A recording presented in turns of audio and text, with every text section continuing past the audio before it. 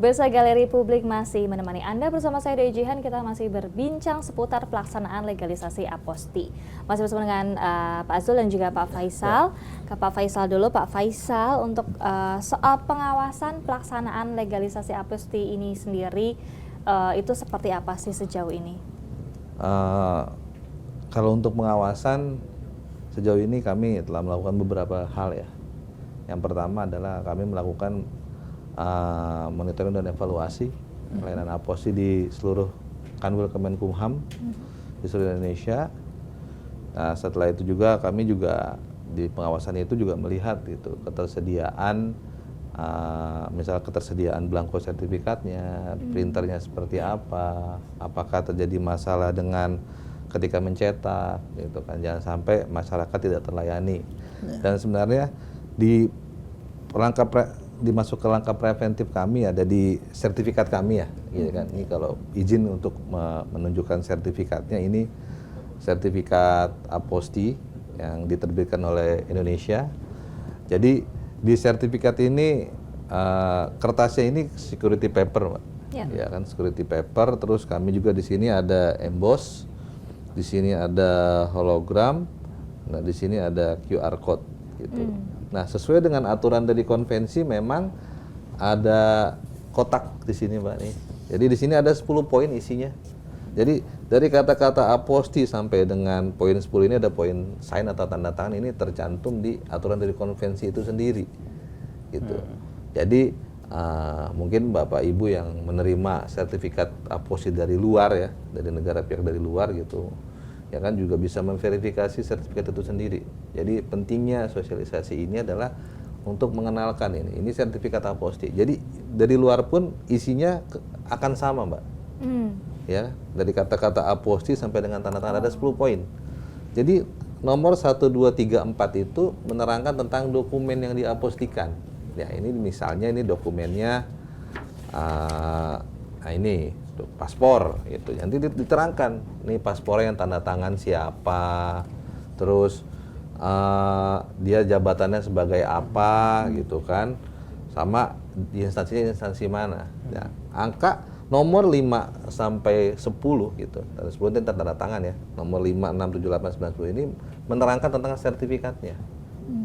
Sertifikat ini nomor berapa, tanggal berapa, diterbitkan di mana, yang tanda tangan siapa, kewenangannya sebagai apa, dan ada stempel dari Ditjen AU Kementerian Hukum dan HAM selaku otoritas kompetennya. Jadi memang, jadi kalau saya bilang ya, untuk langkah-langkah pengamanan dan cukup banyak ya kan, kami anggap ini sudah cukup aman lah, karena akan ada QR code-nya ini kan. Ini QR code ini nanti ketika mungkin disampaikan sudah dibawa keluar ya ke negara yang dituju, nanti di sana melakukan QR code, nanti akan langsung terkoneksi ke web dari Ditjen AU. Di situ nanti akan terlihat ini benar nggak ini yang menerbitkan otoritas kompeten di Indonesia, terus sertifikatnya nomor berapa, sama tanggal dari sertifikat itu sendiri. Seperti itu. Jadi tapi memang harus berlapis tuh ya Pak, ada security jadi paper, ada barcode, ada emboss. Ada QR code-nya, ada emboss-nya, ada hologramnya, kertasnya pun memakai security paper, dan di belakangnya ini ada nomor belangkonya gitu. Ya, yang artinya setiap dokumen akan berbeda ya. Iya, jadi ini pun cara merekatkannya pun hanya kami yang bisa merekatkan. Oh, ini begitu, Pak? Ya, ini ada perekatnya di sini, akan direkatkan ke dokumennya. Lalu kami akan tempelkan stiker yang ini stikernya sangat tipis. Ini ketika dibuka ini gampang rusak. Jadi kami tahu nih, jadi kami tahu ketika emang ini udah terbuka, kami tahu ini bisa rusak. Ini berarti udah pernah dibuka. Seperti itu. Jadi dan kenapa ada nomor belangko? Jadi setiap loket pencetakan itu baik di pusat maupun di Kanwil akan mencatat ya, Pak Ujang. Akan mencatat misalnya ada, ini kan namanya dicetak kan mungkin ada salah gitu ya, wah pas banget tinta printernya habis, jadi tidak jelas, nah itu berarti belangkonya rusak. Nah, petugas harus mencetak tuh belangko nomor rusak, sekian rusak. Mencetak dalam artian harus mencatat. harus mencatat di BAP bahwa belangko nomor sekian-sekian ini rusak. Tapi Jadi bisa dia diulang kembali nggak Pak? bisa, harus diulang, bahkan harus benar. Iya, jadi bisa. Jadi dan yang rusak pun harus disimpan, Mbak. Sebagai bukti bahwa memang pada saat itu terjadi kendala begitu ya? Yang pertama itu, yang kedua sebagai nanti untuk audit, Mbak. Ya kan, itu misalnya memang ada yang rusak gitu kan. Negara mencetak 10.000 belangko, biasanya kan kami kan pasti diaudit sama auditor lah, baik di Itjen maupun di BPK. Nanti mereka akan melihat itu kan, melihat pendapatan negara sekian gitu, kok belangkonya yang habis lebih. Nah, nanti kan di situ bisa dilihat, Mbak, oh ternyata ada yang rusak gitu. Makanya pasti kami instruksikan kepada teman-teman di kantor wilayah juga bikin BAP, jangan dihilangkan yang rusak. Tapi Pak, kalau masih bicara soal pengawasan ya, ada tidak temuan-temuan yang misalnya, oh ternyata ada juga yang nakal gitu Pak? Ada, Mbak. Ada. Aduh, aku harus tahan nafsu. Ada Mbak gitu ya. Yang oknum pasti ada, Mbak. Oknum pasti ada lah. Meskipun sudah berlapis tadi ya? Meskipun sudah berlapis kayak gini, masih ada yang memanfaatkan situasi dan kondisi seperti itu untuk keuntungan pribadi. Ya kan, tapi untungnya kami punya hubungan baik ya Mbak, dengan terutama dengan kedutaan, ya kan, karena itu kan pasti melewati mereka ya Mbak.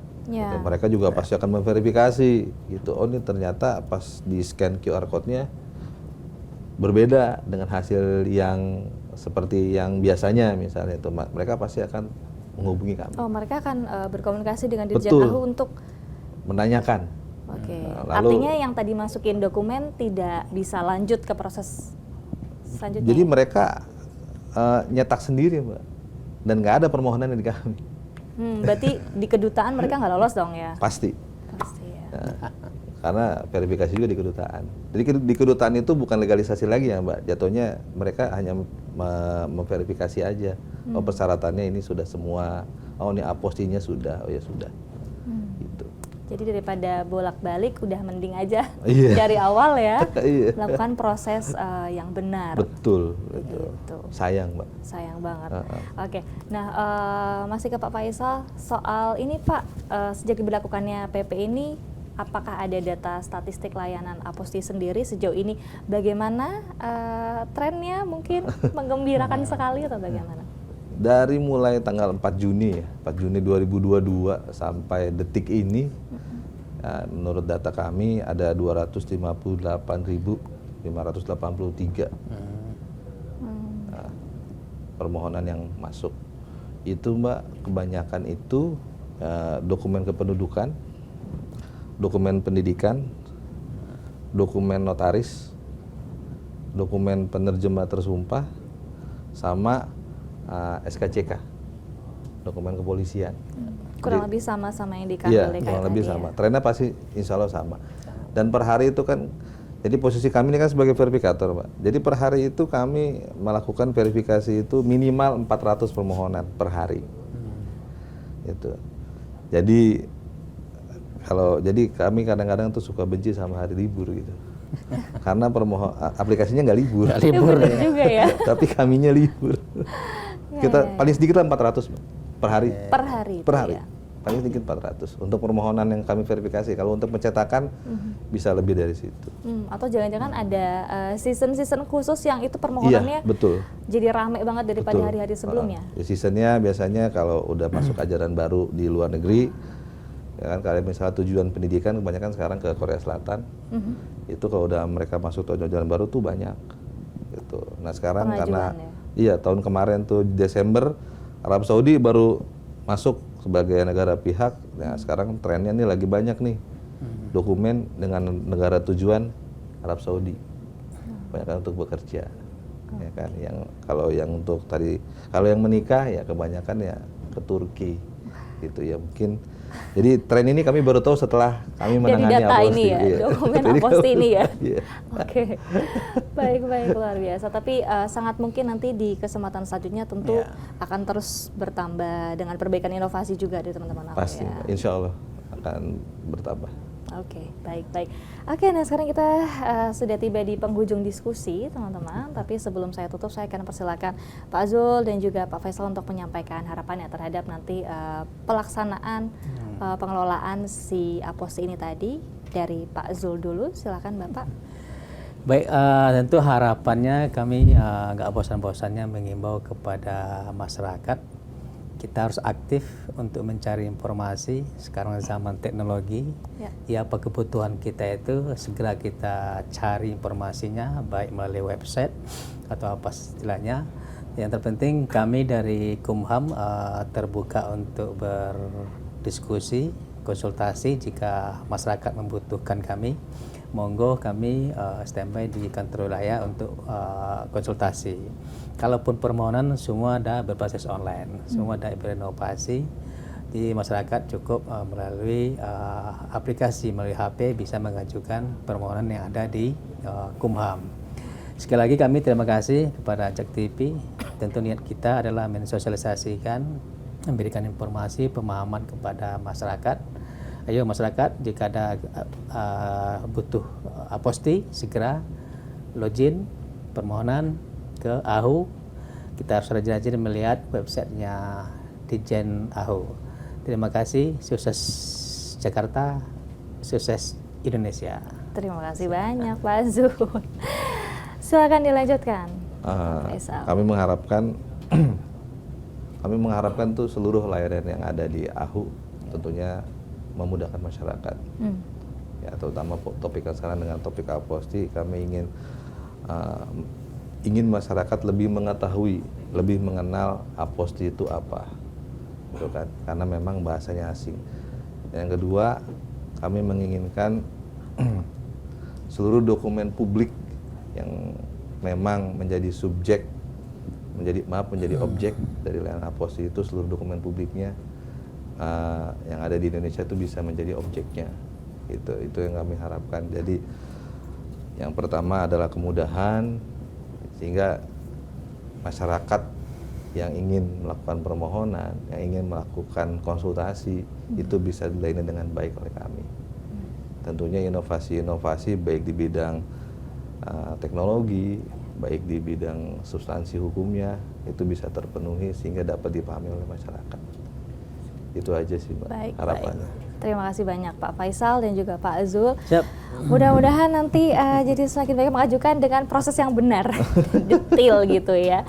Luar biasa. Jadi pemirsa diingat-ingat kalau untuk mengajukan aposti tadi tahapan-tahapan yang sudah disampaikan oleh Pak Faisal maupun Pak Zul harap diperhatikan baik-baik, betul-betul supaya nggak rugi dua kali ya, bolak-balik dan segala macam, datanya salah dan segala rupa. Dan kalau begitu saya pamit dulu. Terima kasih sekali lagi Pak Zul dari Kanwil DKI Jakarta dan juga Pak Faisal tentunya yang sudah hadir kali ini dan memberikan informasi yang banyak sekali kepada pemirsa. Dan akhir kata saya Dewi Jihan beserta kru yang bertugas pamit undur diri. Kita akan jumpa di episode selanjutnya di Galeri Publik. Sampai jumpa.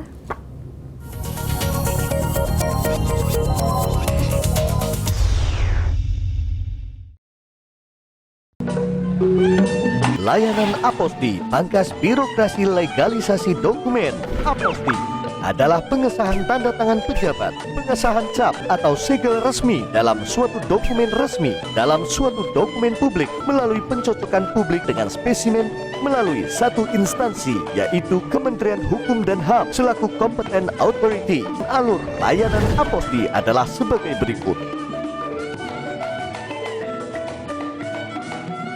Apa saja persyaratan yang harus disiapkan?